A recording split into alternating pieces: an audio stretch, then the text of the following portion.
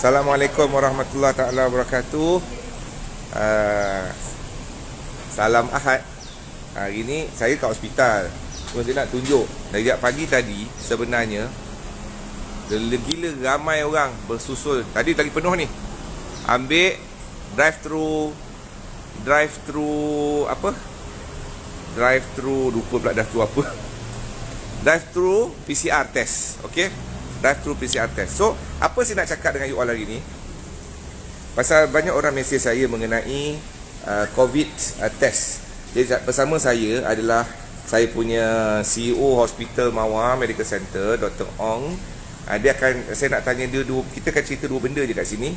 Perbezaan antara RTK antigen dan PCR. Pasal dua test ni buat semua sahabat pening dan confused. RTK PCR antigen dan juga apa kita panggil? PCR test. So mana satu yang reliable, mana satu yang lebih pasal sejak wujudnya RTK antigen ni macam pick up case macam banyak gila berbanding dengan PCR. Betul tak Dr. Ong? Jadi kita kenalkan Dr. Ong. Duduklah Dr. Ong. Dr. Ong kena duduklah. So Dr. Ong akan cakap sedikit mengenai apa itu RTK antigen dan juga apa itu PCR test COVID dan mana yang sebenarnya patut you all buat kalau you all ada konteks sebagai contoh. Sila duduk Dr. Ong. Halo, selamat pagi. Salam sejahtera. Apa khabar semua? Semoga semua sahabat sehat sejahtera walaupun sepanjang pandemik COVID-19 sekarang. Teruskan. Okay, so untuk PCR, ujian dia lebih sensitif dan dia punya pick up lebih cepat sebab dia mengesan virus COVID-19 ni pada dia punya RNA level. So, kita boleh kesan selepas seseorang tu ada kontak rapat dengan kes yang positif selepas 3 hari. Sekiranya kita buat ujian PCR dengan mengambilkan 2 swab, satu swab daripada tekak, satu swab daripada hidung, kita boleh pick up sama ada orang tu ada infection ke tidak. Tetapi kita kena ingat juga virus ni ada window period dia antara 3 hingga 10 hari. Walaupun anda datang buat ujian PCR pada hari ketiga, walaupun keputusan negatif, itu tidak bermakna anda bebas daripada jangkitan COVID-19. Itulah kenapa sekiranya anda ada kontak rapat dengan kes yang positif, mengikut SOP, anda harus berada di rumah untuk home quarantine selama 10 hari. Dan pada hari ke-9, KKM akan suruh anda pergi swab sekali lagi. Pada hari ke-9 sama ada KKM akan mengarahkan anda buat RTK antigen test ataupun buat PCR. Itu adalah bergantung kepada penilaian ataupun assessment klinikal ataupun sejarah kontak anda. Dan inspektor kesihatan akan memberikan nasihat yang sewajarnya supaya anda boleh menjalani ujian yang betul, sama ada RTK antigen pada hari ke-9 ataupun PCR pada hari ke-9 sebelum anda boleh dibebaskan daripada kuarantin rumah pada hari ke-10. Apa beza RTK antigen dengan PCR? Okey, untuk PCR, untuk ujian PCR dia punya kadar pengesanan adalah setinggi 99%. Okey, saya boleh tunjukkan contoh ujian.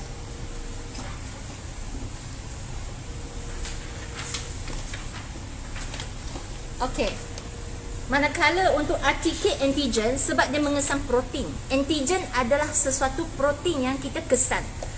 Untuk badan kita menghasilkan protein selepas virus itu masuk kepada badan kita bergantung kepada sistem imun badan kita. Adakah kita akan menghasilkan protein tersebut pada hari ketiga ataupun hari kelima, itu adalah berbeza antara individu A dengan individu B. So, bermaksud RTK antigen dia punya sensitivity hanya setinggi 80% sahaja.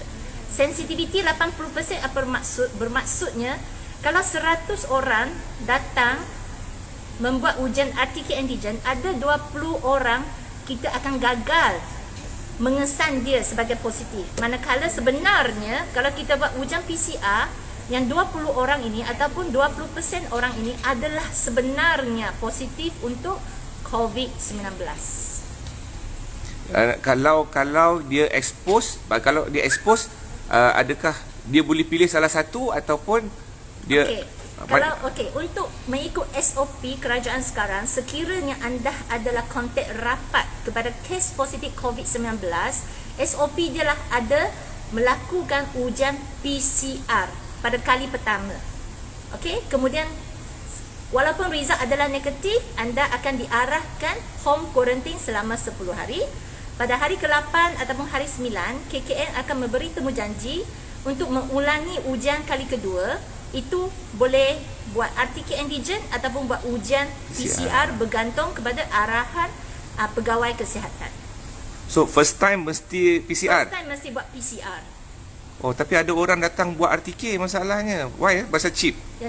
Okey, kalau kita nak berbincang daripada segi harga, memanglah PCR lebih mahal. Dia harga PCR adalah lebih kurang 2 kali ganda kalau berbanding dengan RTK antigen.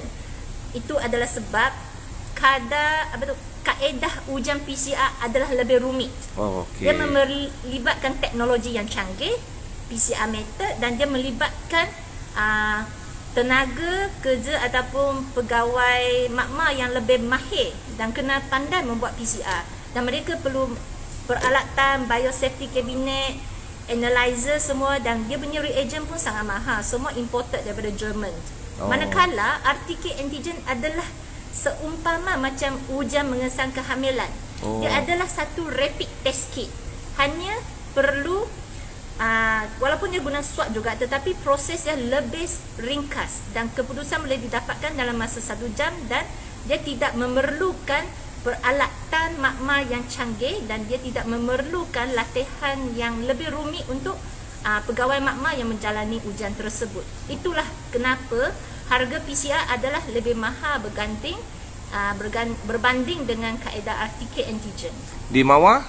Di Mawar kami memberikan perkhidmatan kedua-dua, iaitu PCR dan juga RTK antigen. Tetapi untuk kes yang datang untuk saringan, kita memang wajibkan mereka menjalani ujian PCR mengikut SOP KKM.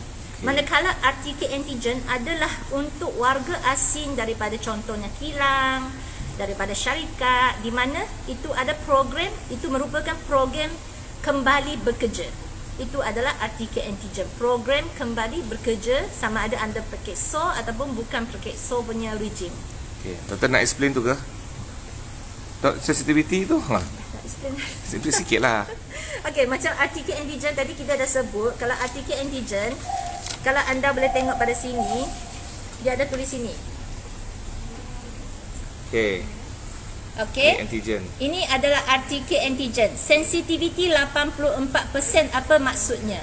Bermaksud kalau 100 orang datang buat ujian RTK antigen, kita boleh mengesan 84 orang adalah positif, tetapi ada 16 orang kita gagal mengesan mereka adalah positif. Manakala kalau 16 orang tersebut kita buatkan ujian PCR, mereka sebenarnya adalah positif kepada COVID. Faham. Okey. Yang tu? Itu PCR. Ini merupakan bagaimana report PCR akan ditertera lah sekiranya anda datang kepada buat ujian PCR. Okey. So, dia kita panggil SARS-CoV-2 lah. Okey, ini merupakan keputusan PCR sekiranya anda datang membuat COVID test, dan dia kalau sekiranya adalah negatif, mereka akan tulis di sini sebagai not detected. Okey. So suggestion doktor, patutnya kita test je semua orang ke, atau ada simptom baru test ke, atau kontak kita test? Pasal ada yang tak ada kontak pun dia risau sangat, semua batuk dia nak test, semua dia nak test, duduk rumah pun dia nak test, paranoid. So doktor rasa macam mana? Okey, pada pendapat saya, sekarang hari ini 17 hari bulan Januari, kita telah berada di fasa pandemik yang berbeza kalau kita nak bandingkan dengan 18 Mac 2020. 1 tahun yang lepas, Malaysia kita ada COVID-19 disebabkan imported case, dan pada masa tersebut kita masih boleh contain the virus in that particular cluster. Whereas after 1 year, as you can see that cases telah bertambah. dan dia tidak terhad kepada satu kluster sahaja, dan dia tidak terhad kepada satu penjara, dan dia tidak terhad kepada satu sekolah ataupun satu organisasi. Tetapi virus ini telah berada di komuniti kita. Maka saya pun faham kenapa orang awam sekiranya ada demam, ada selesema, ada batuk, mereka rasa cemas dan mereka rasa mahu tampil ke hadapan untuk menjalani ujian. Sebab virus ini telah berada di komuniti.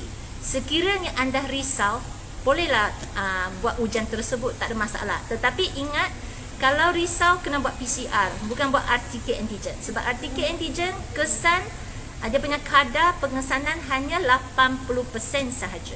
Okey, terima kasih Dr. Ong.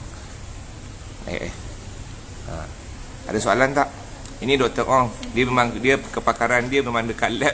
So, dia lebih faham. Dr. Zakrul nak cerita apa, bagi Panadol Dr. tahu. Okey, jadi saya harap you all faham kepada semua isu yang kita nak sampaikan. Kalau you all risau, you all rasa you nak check COVID, check PCR, bukan RTK antigen. Itu pertama mesej yang disampaikan. Yang kedua, perbezaan antara RTK atau PCR adalah sensitivity. PCR lebih mahal dan lebih accurate. Lebih accurate. Okey, jadi saya ucapkan selamat berehat. Mawar hari ni 100 lebih untuk drive-thru sahaja sejak 2-3 hari ni. Yang penting jangan panik, teruskan kehidupan anda macam biasa, basuh tangan, pakai mask bila keluar dan juga jaga distance. Saya tak pakai mask pasal saya jaga distance. Kalau saya pakai mask, saya tak pakai jaga distance. Tentulah. Jadi, jaga diri anda. Support kami di kasihgold.com. Assalamualaikum warahmatullahi wabarakatuh.